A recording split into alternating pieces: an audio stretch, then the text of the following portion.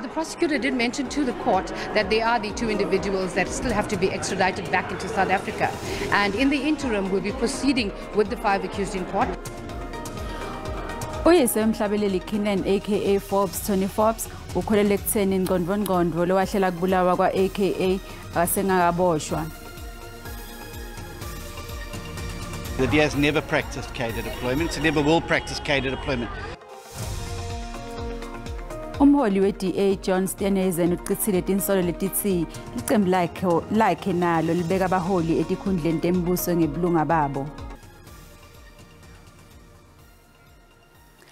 Uyise wemhlabeleli Kinen aka Forbes Tony Forbes ukholele ekutheni ingqondvo lowahlela kubulawa kwa aka usengakaboshwa.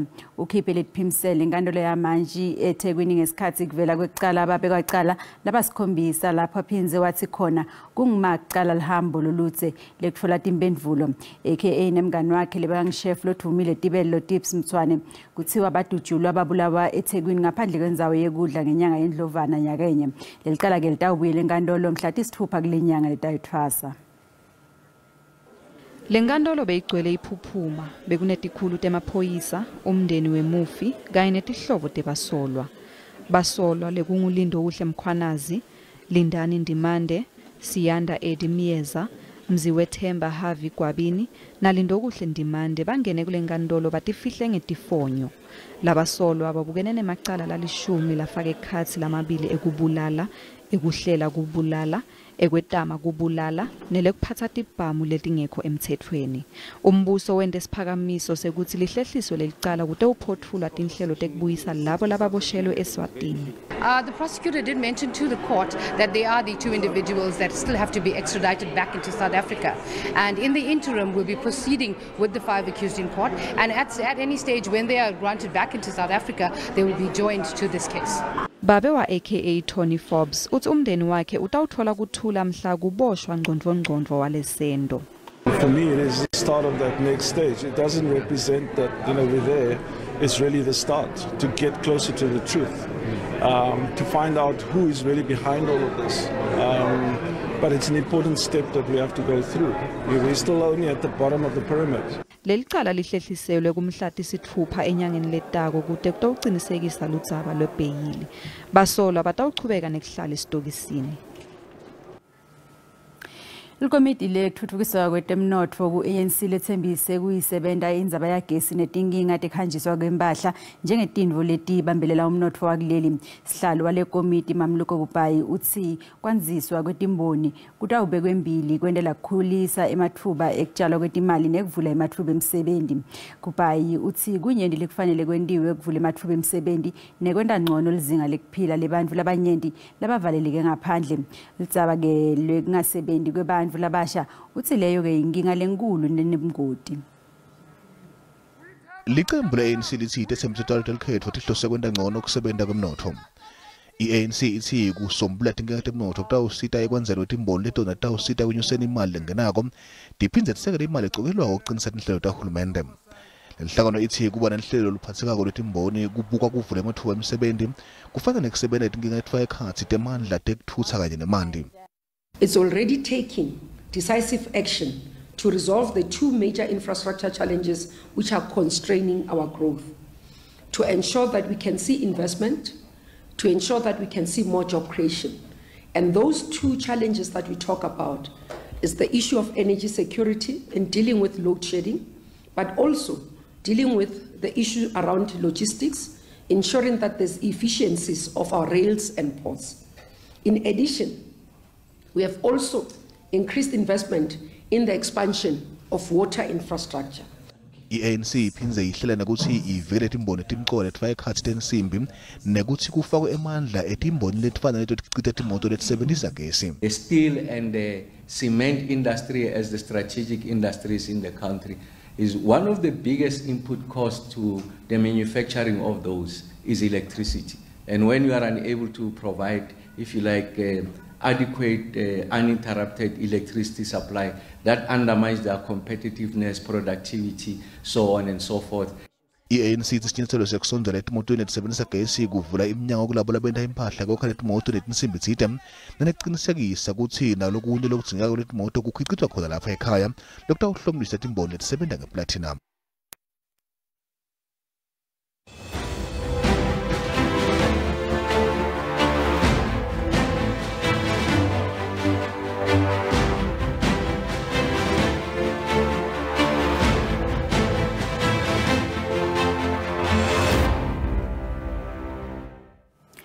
Umholi we-DA John Steenhuisen uchithile tinsolo letithi iqembu lakhe nalo libeka abaholi etikhundleni tembuso ngebulunga babo. Steenhuisen bekakhuluma nebalandzeli baleli qembu ngesikhathi etfula sithombe lesine sicubulo saleli qembu selkhetfo eGqeberha eMpumalanga Kapa. Lokhu kuta ngemva kokuthi lo libeka ngisodolobha we-DA wamasipala weMidvaal Bongani Baloyi asole leli qembu ngekubeka abaholi etikhundleni ngebulunga babo. Kanti-ke lo libeka ngosihlalo we-ANC eTshwane Dr. Khoshi Mayepa uthathele leli qembu le-DA tinyathelo temthetho wathi alikhulule imininingwane yekubeka kwabaholi balo ngekwebulunga. Leli qembu le-DA belethula ngalokusemthethweni umfanekiso wesithombe walo welukhethwe etindzaweni letibukwe ngalabovu enyakatfo. Lendzawo ayenganyelwa licembu linye kwatise emavoti ahlala hlephuka emkhatsini kwemacembu etembusave lahlukahlukene. Kanti-ke kubukeka kutawuba ngumcasa lophinziwe ke lomnyaka ngobe semanyenti kakhulu emacembu lamancane. Kusenjalo, Steenhuisen uyaphika ukuthi kunemalunga labekwe etikhundleni tembuso ngebulunga babo. The DA has never practiced cadre deployment, it never will practice cadre deployment. Poor Khoshi Mayepa has made a complete twit out of himself by writing a letter saying that people who were democratically elected at congresses and appointed as provincial leaders was somehow cadre deployment. Perhaps he needs to go and get a tutorial on what cadre deployment is. Nga 2019, i-DA yaphumelela kuthola emavoti langetulu kwemaphesenti langu-15. Kanti leli qembu lifise kwenta ngcono lomnyaka. Netakhamuti tethembe ukuthi kuphakelwa kwetidzingo ncane kutawuba ngcono ngemva kwelukhetfo. The changes I would really like to see is the crime to stop, our children to be safe. I just want us to have a bright future. We need to see a lot of changes, like the gangsters. More job opportunities must come out. A lot of things have to be changed. Leli qembu limatasatasa njengobe kamuva nje belibhikishela kungasebenzi kweluhlelo lotekthutha kulo masipala. Indvuna ehhovisini lemengameli Khumbudzo Ntshabeni beyikhuluma kabandi ngetiphumo temhlangano wekhabhinethi. Kunyendikele kukhulunywe ngako lokufaka ekhatsi isibalo lesetulu sebantfu labangasebenzi kuleli telkhetfo kanye nendzaba lendzabamlonyeni yokuboshwa kwalaba labasolwa ngekubulala aka nemngani wakhe Tips.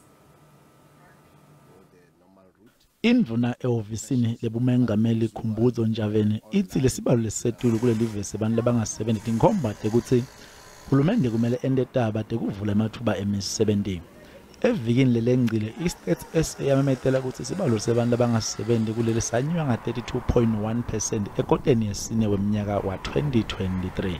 Statistics South Africa's recent quarterly labor force survey that showed a slight rise in the country's unemployment rate in the fourth quarter of 2024 motivates us as government to redouble our efforts and to draw more people into the work opportunities.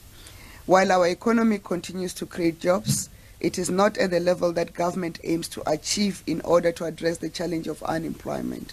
Ikhabhinethi ishayile tandla amaphoyisa kuleli ngekusebenza busuku nemini kulandzela ukuthi kuboshwe basola basikhombisa abasola ngokubulala Keenan aka Forbes kanye nemngane wakhe Tibelo Tips Motswane. Cabinet commends the South African Police Service for their tireless work, which has led to the arrest of 7 people in connection with the murder of Keenan, aka Forbes, and his friend Tibelo Tips Motswane. 2 of the suspects were arrested in Eswatini and are still being extradited to South Africa. Ntshaveni uthi leli kulungele ukuthi lingabamba ingcungcuthela ye-G20 lomnyaka lotako. Kanti leli yophindze lithathe isikhundla sebumengameli be-G20 kuwo lomnyaka lotako. Uthi nelithemba lokuthi leli yobamba i-G20 lenhle lengenati hibe njengobe lenda ngesikhathi libamba ingcungcuthela ye-BRICS. This is a momentous event for South Africa, as it will be the first country in Africa to host such a gathering. Cabinet iphinzi yamukela lesimemetelo samengameli Ramaphosa sekumemetela lilanga lisemthethweni lekubamba lukhetho kuleli lonyaka lamhlati nge-24 enyangeni yeNkhwekhweti. yaseyicela abantu bakuleli ukuthi baphume ngetinkane bayovota. Ngisoloko umkhwanazi wetindzaba teSABC. Buletinye nasibiye titolo sihlalo wavelonke we-ANC Kwedemantashe wende libito ukuthi akhamuta sefeni eMpumalanga lokuthi kuhloniphe impilo temalunga lasiphohlonga lenhlangano lashonele engotini yebhasi ngempela-sonto ngekuvotela leli cembu ekhethweni lolutako.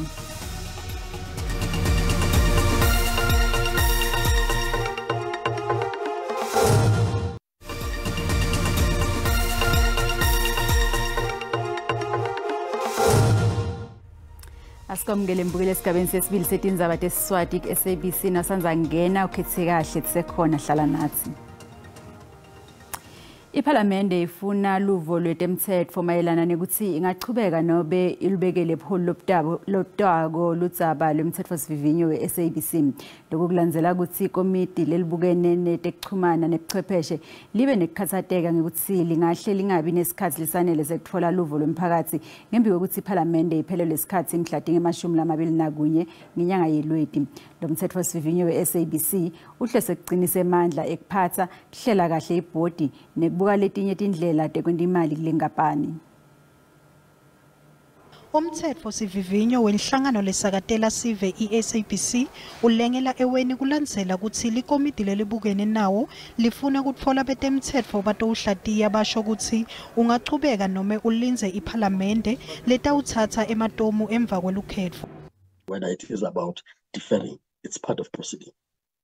If it is such that within the timelines you are able to look at these things that can be redrafting or whatever is called, will then be advised accordingly.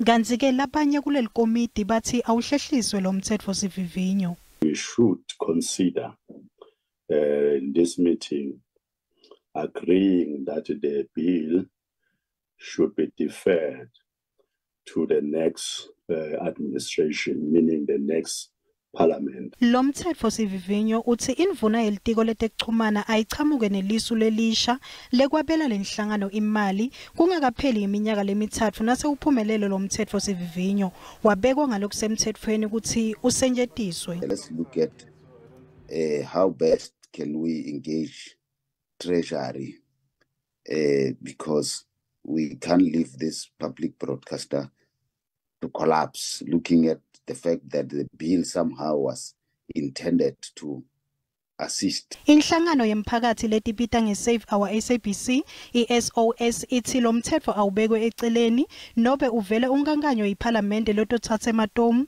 ngemva kwelukhetfo.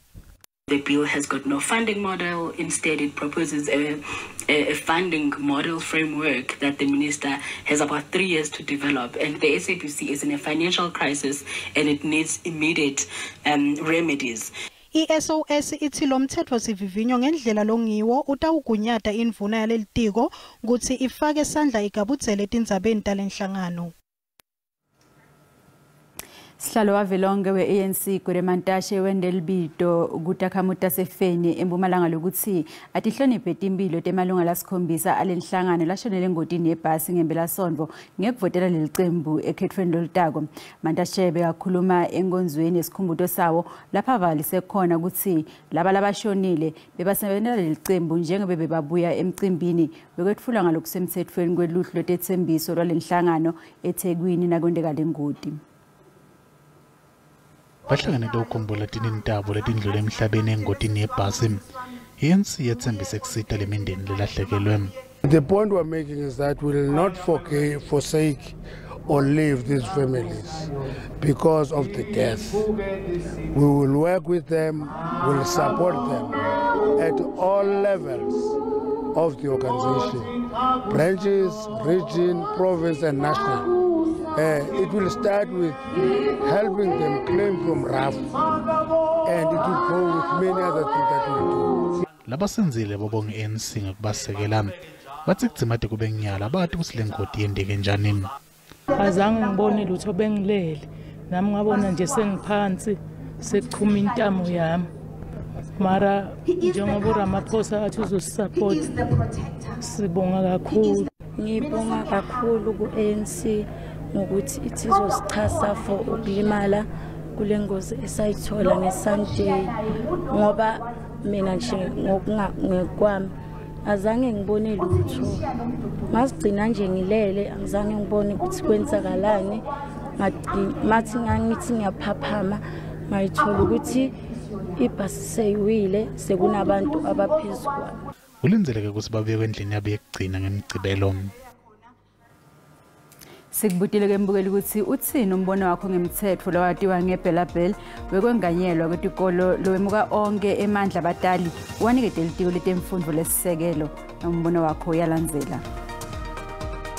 Udala ugovernment wabafeyila abazali ngenxa yalamalungelo wathathwa kubazali wanikeza ugovernment ngokwathathwa kubazali anikezwe ezemfundo yilento kuzawugcwala amaphara kugcwala abantu abasibamba inkunzi kugcwala abantu abadlwengulwayo abareyipwayo apho ezitradweni yile mithetho emane ifike emitsha ugovernment ijike imxake engathi kuzothanda ukuba inkinga uma kuzoba nomthetho ozokhiphela ngaphandle kwabazali ngoba ngikholwa ukuthi umzali wena owazi kabanzi ngengane ukuphila kwayo besabe nokuxhumana nothisha ukuze yonke into ihambe ngendlela. Angithi bemfundo nomntwana bonke ba-involved umzali nomnyango wezemfundo nothisha ba-involved so uma ngabe kukhona uzoncisha ilungelo lokuba ingxenye yomntwana chaza ngokusobala ukuthi lo mthetho awukho right kufuna kubanjeswane ukuze ngempela kusebenzisane kahle.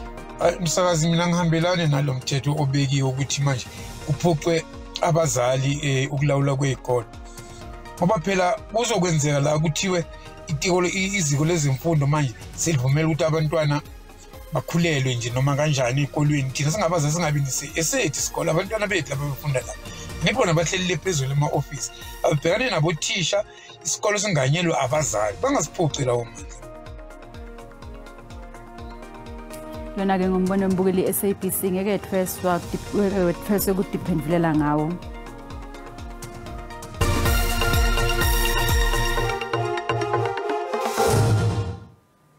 Kanti nasibuka makethe tetimali irandi lehlile nalicasaniswa netimali takulamanye mave.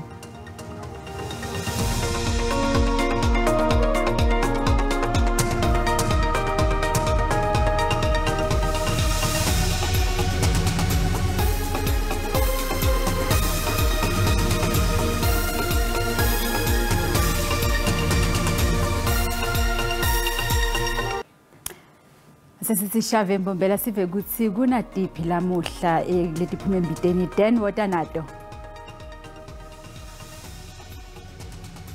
Angibingelele kuwedora ngibingelele nakuye umbukele ekhaya ngisho nje ukuthi ehlelweni namhla emkhathini kwensimbi yesithupha nesikhombisa letiphuma embiteni sitabe sibuka na indzaba lethi sekubanjwe inkonzo yokukhumbulayo amalunga e-ANC lashonele engotini yebhasi ngalesikhathi yasesifundzeni saKwaZulu-Natal ngempelasonto ngetulo kwaloko siyabuka na indzaba lethi inkantolo lephakeme kulesifundza seMpumalanga nalehlele embombela seyikuhlehlisile kutekwa kwelicala lavela ithwala kulandzela ukuthi akhale ngekubulawa litinyo ngalokho lokho mlalelena uyawufisa kuphawula ngaleti indzaba lesikwethulela tshona ehlelweni ikhona ke inombolo yethu ye-WhatsApp lethi 065 6379958 ngiyabuyisela Tindzaba kuwedora. Asibonge kakhulu ke Dlamini tiguca lapha ke lamuhla siphindze sihlangane kusasa endzaweni lefanako ngesikhathi lesifanako sesikuphathele tona letihlabahlosile.